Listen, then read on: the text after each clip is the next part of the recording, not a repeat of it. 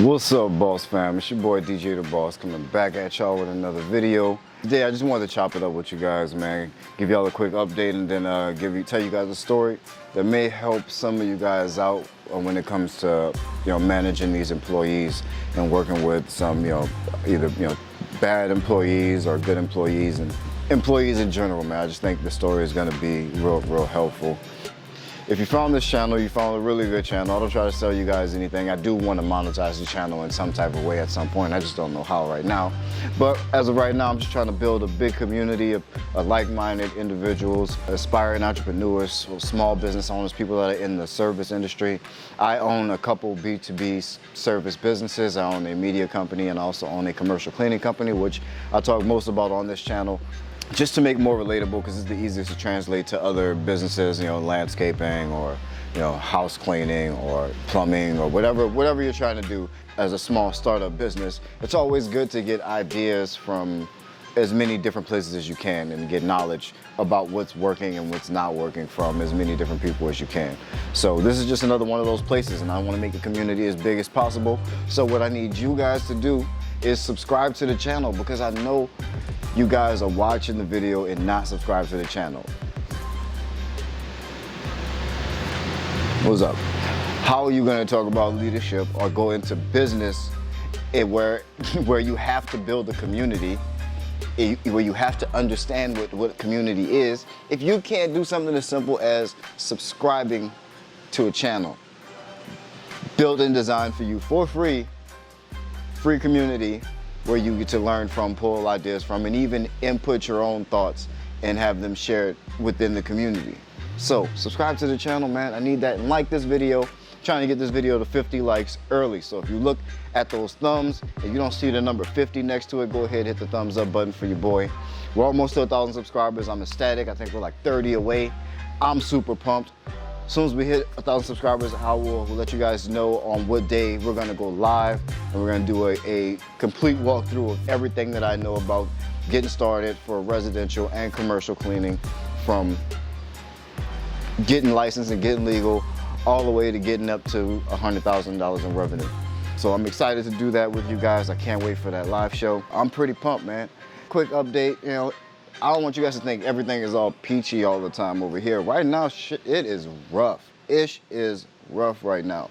It's hard out here to get employees, especially reliable or good employees, because everyone's still, racking up unemployment, which I ain't mad at. You get your money. It's just hard for me to try to grow if I can't hire people. So that's rough. Marketing is decent. I've made some mistakes in relaunching some campaigns, so I've wasted a little bit of money. That's all my fault. But what are you gonna do? So it's rough right now. Things are going, things are moving, but right now it's just busy, just because things are not smooth sailing. It's a live entity. So things aren't always 100% full steam ahead. Sometimes we're putting out fires and picking up pieces. And as a CEO, that's pretty much all you do, is you're putting out fires, and you only really hear things when stuff is going wrong. It's just right now, there's a lot of things to take care of and a lot of things to fix. So that's where I'm at right now in my business. It's a headache. I hope no one else is going through this right now. Hopefully it's smooth sailing for you guys, and your guys' phones are ringing off the hook, and you got employees banging at your door to come and work for you. If both of those things align, then you are in the best possible space in business you can possibly be. So congratulations if that is you. But if that's not you, then we're in the same boat. It's this grind, it's this struggle. Yeah, there's a lot of stuff to get done and a lot of stuff to fix. But that's where we are right now. I remember, I don't know if you guys saw the video where I mentioned and showed that I crashed my car. So for a while I was without a vehicle. I have other vehicles, but I was without a vehicle to take to work, to go on walkthroughs or meetings, business meetings and stuff like that, that looked in any type of way presentable. So that made me look like a professional, which isn't extremely important, just important to me because I'm kind of vague. I can admit that about myself, and maybe even a little bit materialist, but I want to be able to, when I go on meetings or walkthroughs, or when I meet with other business people or other successful business people, I want to at least look somewhat put together, or at least like I have something going for myself. Successful people want to do business with successful people, and so I try my best to look the part. But I have my Cadillac SRX, crashed it into a pole in the snow, and that was all she wrote. That was it for her. It was still drivable for a minute, but it definitely didn't look good to show up to business meetings in. So I got a new whip. Boom. Got a new whip. It took a while. I'm still waiting on the insurance company to pay out for the Cadillac. They're dragging their feet, of course. But meanwhile, I figured I had to pick up something. I didn't go crazy or go cool and get nothing crazy expensive or something super fancy. I just got something that I felt comfortable, pulling up to a potential client's facility and not being embarrassed to drive up, in something that's making noise or has pieces falling off or is, smashed to bits.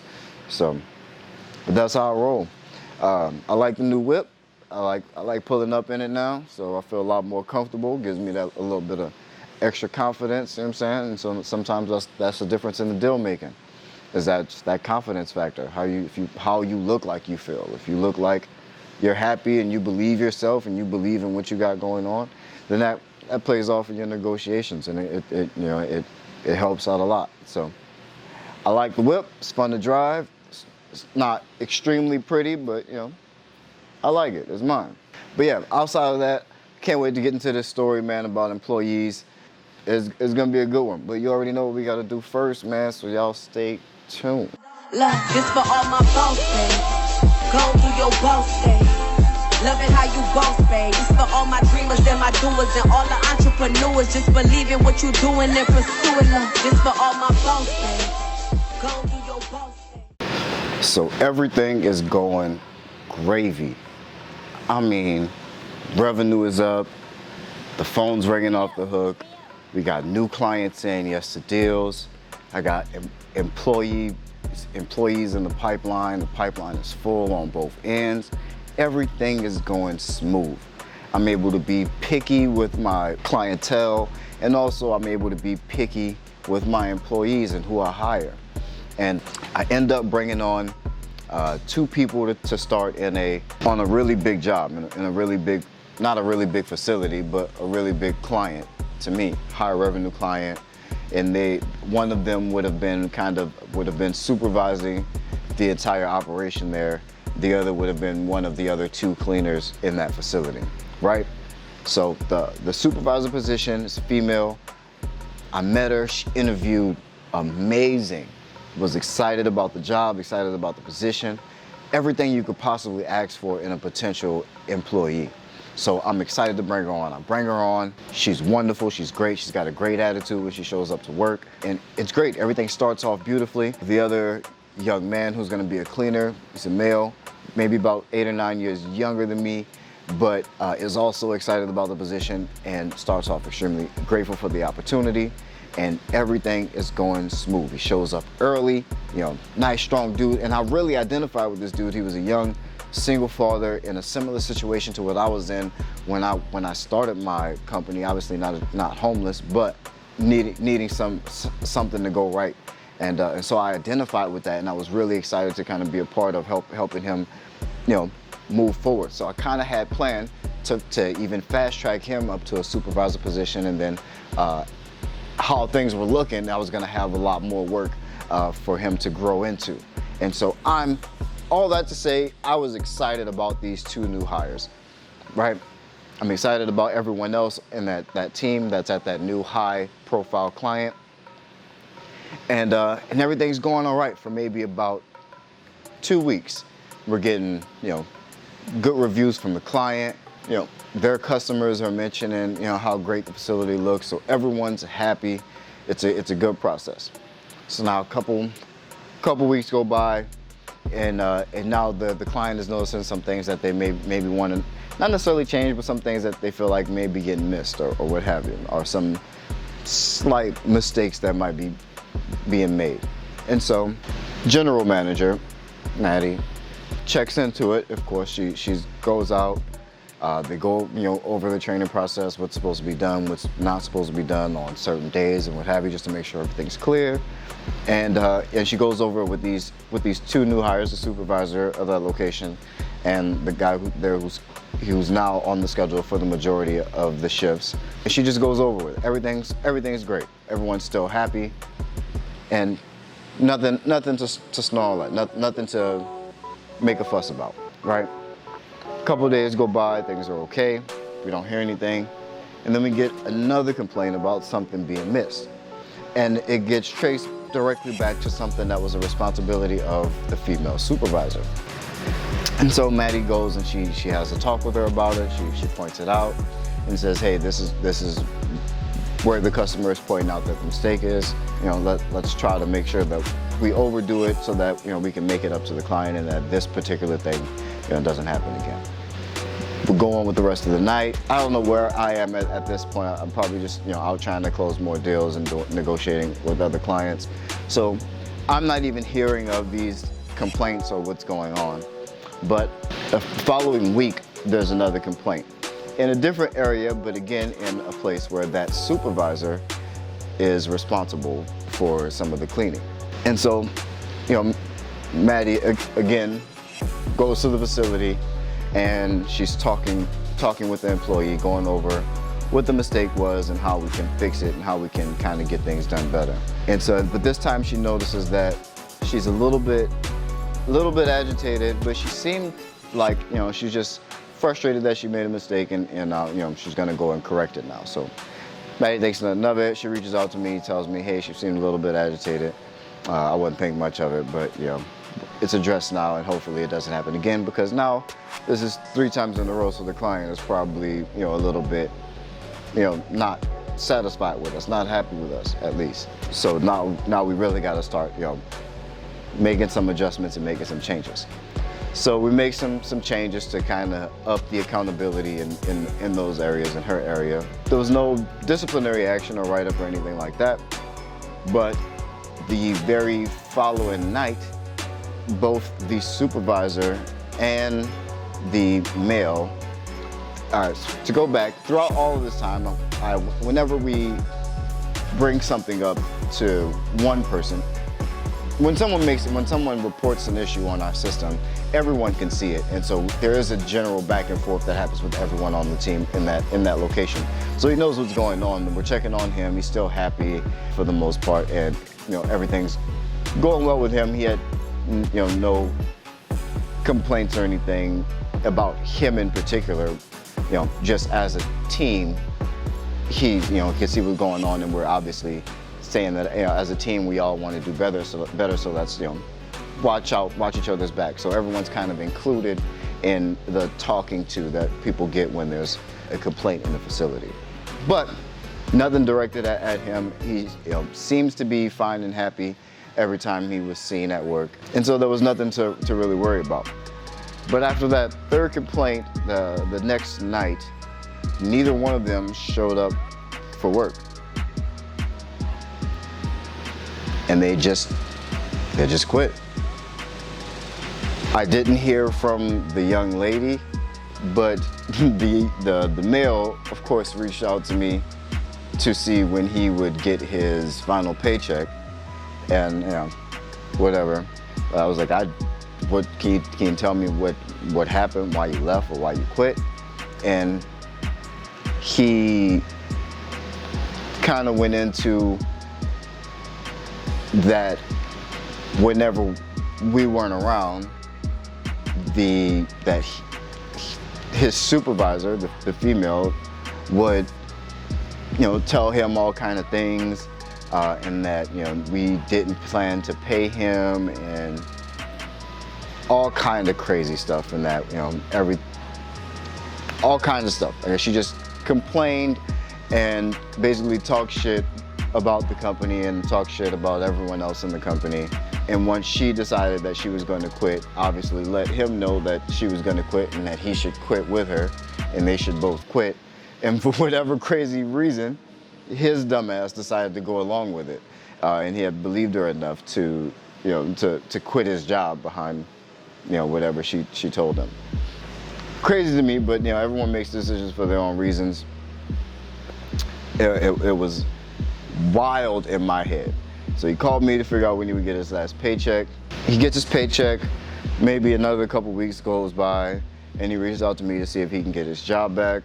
And of course, then I try to figure out a little bit more about why he quit, to see if there was something else. And it turns out it really was just everything that she was saying to him. She was just that toxic. It was really that bad. And so he wanted his job back, but I couldn't find it in myself to let that back into the company. I didn't rehire him, but it taught me a valuable lesson. It taught me that no matter how far you are away from the situation, especially with employees, that the culture is your responsibility. The fact that all of that happened was 100% my fault. 100% my fault. I didn't come up with a way to present when people make mistakes, how to make them not feel, I guess, attacked or singled out when mistakes happen or when things happen. And so that needed to be improved dramatically and drastically, which meant I needed to improve myself. I needed to improve my leadership skills. If that was solely on me, had I been a better leader, she wouldn't have developed the negative feelings she developed, by being singled out or called out or made to feel bad about whatever mistakes that she made. That obviously trickles down when people have those negative feelings and those negative emotions. That's what they're going to spread to the rest of your company. And that's how dangerous it is if you aren't trying to improve on yourself as a leader, that it'll start with one person and infect the rest of the company. Had she had access to more people underneath her, that could have been really bad. I could have lost 4, 5, 6 people. Luckily, I only lost them 2. Yeah, it went from great to horrible overnight. And you really have to be careful and really hone in on your leadership skills. It's a very human thing. It's a very human-driven thing. Running a business is more human-to-human interaction than it is anything else. Yeah, it's a lot of numbers and a lot of whatever it is that you provide or whatever it is that you do, but how people feel within your organization and the talent that you have within your organization is your organization. There's nothing else. The people within it are what's most important. So paying attention to how they're feeling, what drives them, what keeps them motivated, what keeps them excited. Those are the important things when it comes to dealing with employees. And if your employees are quitting out of nowhere, or if they're, talking bad about the company to other employees and you don't know about it, if that's happening at all, then that's your fault as well. Everything that can possibly happen with employees, if they're making the same mistakes, over and over again, that's your fault. It means you need to improve your processes and improve your training process. All that. If you're able to come to the point where you can realize that all that stuff is your fault and you can take responsibility as a leader, then you can begin to make improvements in leaps and bounds in your company. It'll be so much more of a well-oiled machine, and all the bits and pieces will work together a lot smoother if you're able to master that mentality. It's a very boss mentality to have, and it's freeing. I mean, to have that level of accountability, you feel like you're in control and things aren't happening to you. You're actually controlling your own outcome. And even for things that are slightly out of your control, there's always something that you probably could have done better or could have gotten better at in order to have avoided whatever negative situation. But you don't beat yourself up about those mistakes. You just learn from them and try to apply those lessons as you move forward in business. But I really hope you guys got some value out of this story. It was really big for me when I made this realization. I started to try to improve my leadership and my leadership skills and my management training within my company. It was extremely beneficial, and I think that first getting that mentality correct in your own mind frame will do a lot for you, and then you'll start to see the results as it translates in your company. But that's it. I hope you guys got some value from this. Please like this video. Again, we're trying to get to 50 likes, so if you don't see the blue thumb with a 50 next to it, go ahead and hit that like button. Subscribe to the channel. I know a lot of you guys watch the channel and don't subscribe to the channel, so go ahead and subscribe to the channel. Trying to build a community here, just like you within your company are trying to build a community. You want everyone on the same page. Then I feel like some of you guys have never played sports and never been on a team before. You have to know how to be on a team before you can lead a team. You have to know what it is to play your role on a team or within a community before you can try to lead a community. So show that you know how to do that, you understand that concept, and subscribe to the channel for your boy. I love y'all. Keep that boss mentality. Peace.